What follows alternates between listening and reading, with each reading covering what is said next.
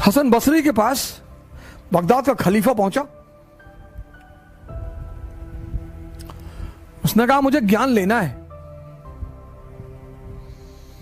यार, मेरे पास सब कुछ है दुनिया का, मैं तब भी रोता रहता हूं और तुम्हारे पास कुछ भी नहीं है, तुम नाचते रहते हो, मुझे यह कला सीखनी है। बोला सिखा देंगे, हमें कौन सी दिक्कत, सिखा देंगे। बोला कल आना, कल सुबह आओ 6 बजे। हसन बसरी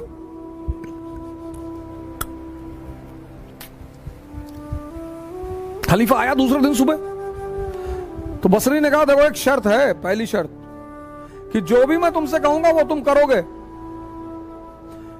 क्रॉस क्वेश्चन नहीं करोगे, और अगर तुम समझ गए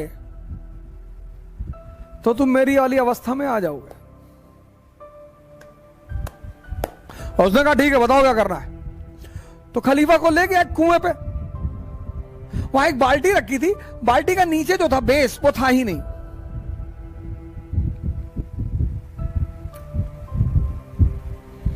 बोला ऐसा करो, पानी भरो इसमें और खेत तक पहुंचाओ।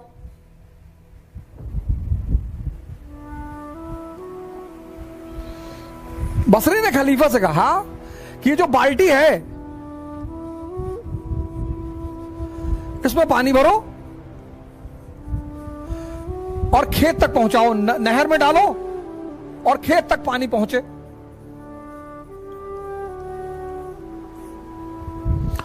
खलीफे ने कहा यार ये तो पागल आदमी है, इसमें भैया पानी कैसे भरेगा। लेकिन अब चूंकि शर्त का मामला था तो खलीफा ने पानी भरना शुरू किया।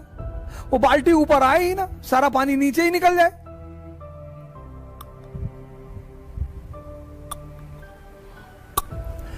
तो आधे घंटे बाद खलीफा का धैर्य टूट गया। उसने कहा भैया माफ करो भैया, हमसे ना ये सब, ये बाल्टी भरेगी नहीं, पागलपन वाली बात कर रहे हो। बोले बेटा यही तो कह रहा हूं, तुम्हारा मन जो है इस बिन पेंदी के बाल्टी की तरह है, किसी एक स्त्री पर यह नहीं रुकता, किसी एक पुरुष पर यह नहीं रुकता।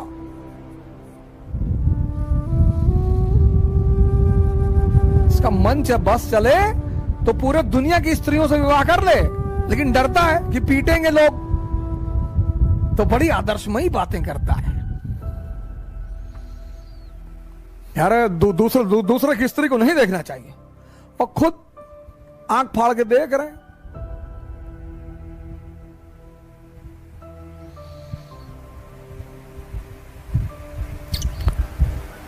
अरे भैया हम पैसे के पीछे नहीं भागते, तुम भाग भी नहीं पाओगे ना। पैसे और स्त्री के पीछे भागना एक ताकतवर आदमी का काम है। तुम अपने पीछे तो भाग ही नहीं पाते, उसके पीछे कैसे भागोगे। तो आपकी जो एनर्जी है उसको ये सब चूस लेता है, तो आपकी एनर्जी आपके गोल तक पहुंच ही नहीं पाती। आपको पता ही नहीं चलता कि आप पर डे, आप देखो रात में, शाम को, आज हमारे जो मित्र हैं, भाई बहन हैं, वो क्यों इतना नशा कर रहे हैं, रात में नींद नहीं आती, क्योंकि ये जो है ये सारी एनर्जी को चूस लेता है।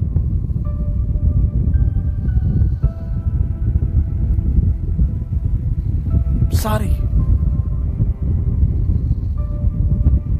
उस एनर्जी को जहां जाना है वो पहुंचती ही नहीं।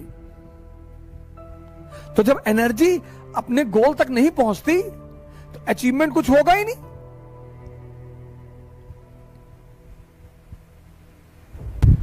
अब इस अंधेरे से तुम्हें कौन निकालेगा? गुरु।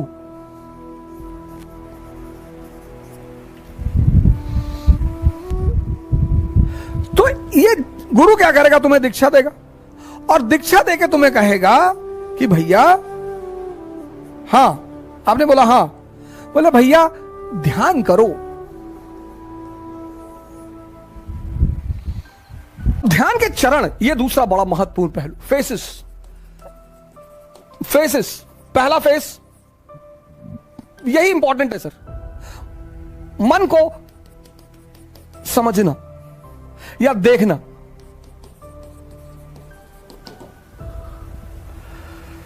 यह पहला बड़ा इंपॉर्टेंट फेस है कि आप देख लें। आपने अलार्म लगाया सुबह 4 बजे का, और शाम को आप एकदम ताव में हैं कि बस कल 4 बजे कुछ भी हो जाए, खत्म सारी नाटकबाजी। और रात में आप एकदम ताव में हैं कि कुछ नहीं, कल चाहे जान देना पड़े लेकिन सुबह उठना है। अलार्म लगाया आपने, सुबह 4 बजे अलार्म बजा। अब आपके इस मन ने यह नहीं कहा कि नहीं उठना है ना, ये तो ये कहेगा ही नहीं, ये इसकी खूबसूरती है सर, ये नहीं कहता ही नहीं। ये आपसे पता क्या कहेगा कि 5 मिनट यार, 5 मिनट में कुछ बिगड़ता है? आपको भी लगता है कि हाँ यार 5 मिनट में क्या, 4 बज रहा, 4-5 पे उठ जाएंगे सर। आप इसकी चालाकियां समझो सर। और आपने आंख बंद कर ली, और जैसे ही आपने आंख बंद की, अगली बार जो आपकी नींद खुली तो 8:30 सुबह बज रहे थे। मजा तब आएगा सर, तभी आपको जलील करेगा कि देखो तुम उठ ही नहीं पा रहे हो, तुमसे कुछ। और पूरा दिन आपका भारी रहेगा, आपको पता नहीं चलेगा, क्योंकि ये जलील कर रहा है ना अंदर से। आप उखड़े हुए हैं, पूरे दिन पढ़ाई नहीं हो पा रही। अब अगर वहीं पर ही आपसे कहते कि चलो यार आज कोई बात नहीं, कल कर लेंगे, ना जलील करेगा ये आपको। पूरा दिन आप डिस्टर्ब रहेंगे। ये बार बार कहता रहेगा 4 बजे उठ ही नहीं पाए, 4 बजे उठ लिए होते तो 5 घंटा पढ़ लिए होते। अरे तो भैया 8:30 बजे से 5 घंटे पढ़ लो, वो करने ही नहीं देगा वो। ये इसकी चालाकियां हैं। इसकी जो चालाकियां हैं सर, उनको देखना बहुत बड़ी बात है। मन को समझना बहुत, यही इसीलिए हिंदुस्तान में एक शब्द है दर्शन। फिलॉसफी के लिए जो हमने वर्ड बनाया है वो है दर्शन, देखकर। Learning by seeing. Western philosophy love for knowledge, उनकी डेफिनेशन अलग है। हमारी फिलॉसफी का जो वर्ड है दर्शन, लर्निंग बाय सीइंग। बुद्ध ने किसी यूनिवर्सिटी में नहीं सीखा स्पिरिचुअलिज्म, देखा। क्या देखा? एक ओल्ड मैन को देखा, एक डेड बॉडी को देखा, एक बीमार आदमी को देखा, और एक सन्यासी को देखा। वहां से क्यूरियोसिटी पैदा हुई। हमारी तो एजुकेशन पॉलिसी ने हमारी क्यूरियोसिटी को तो मार ही डाला। दर्शन। अगर आप मन की इन छोटी छोटी चालाकियों को पकड़ने लगे सर, छोटी छोटी,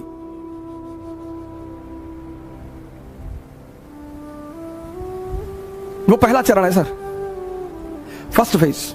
और एग्जाम्पल देगा कि अभी 21 साल उम्र है, अभी तो हम पापा भी कह रहे थे अभी कोई ज्यादा जरूरी नहीं है, अभी तो 21 ईयर एज है, अगली बार दे लेंगे। इसके टालने की आदत है सर। ये जो पहला फेस है इसका, वो बड़ा क्रूशियल है, क्योंकि उस माइन्यूट चीजों को पकड़ना, आप उनके प्रभाव में आ जाएंगे सर। वो 30 साल पुराना मन है, याद रखिएगा, और आप एकदम नए हैं। ये पहला फेस होता है सर। हर अच्छी चीज को कल पे टाल देगा, हर। आप ट्राई करके देख लो। योगा करना है कल से, कल सुबह उठेंगे। ये नहीं 11 बजे उठे तो चलो 11 बजे ही करेंगे, 12 बजे उठे 12 बजे करेंगे, 1 बजे उठे 1 बजे करेंगे। नहीं, तुरंत कह देता अब तो 1 बज गया, दोपहर हो गया, दोपहर में ऑक्सीजन लेवल कम होता है, साइंस कहती है, तो चलो कोई बात नहीं, अब कल से कर लेंगे। ये मना तो करेगा नहीं सर। इसकी सबसे प्यारी बात है, ये किसी भी काम को मना नहीं कर, आपकी किसी बात को मना नहीं करेगा, पर करने भी नहीं देगा। सबसे मजेदार बात, आपकी किसी बात को मना नहीं करेगा, पर सर ये करने नहीं देगा। यही इसकी ब्यूटी है सर। और वो जब आप पकड़ लेते हैं, बस पहले चरण आपका पूरा हो जाता है।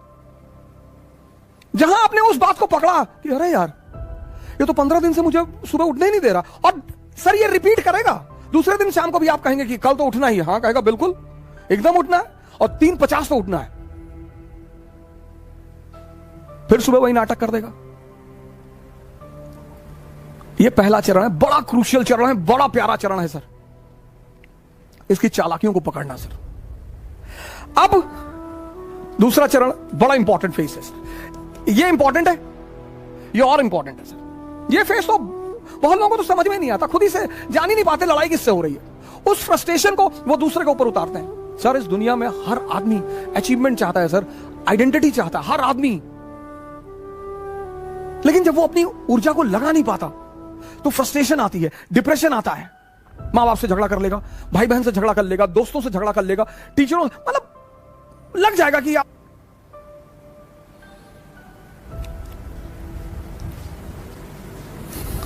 दूसरा फेस। अब मन क्या है, कहां है, यह किसी को नहीं पता सर। जब आप आंख बंद करते हैं ना, थॉट आती है, कहां से ये किसी को नहीं पता सर। हमको लगता है यहीं कहीं से आ रही है, पर स्पेसिफिकली कहां से, जैसे लीवर से क्या निकल रहा है हमें पता है, किडनी से क्या हो रहा है हमें पता है, हार्ट से क्या हो रहा है हमें पता है, लेकिन विचार कहां से आ रहे हैं?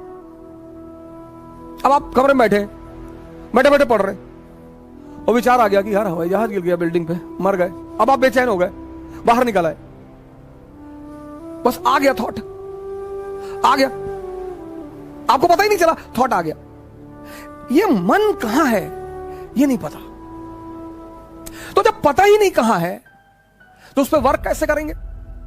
ये बहुत बड़ा चैलेंज।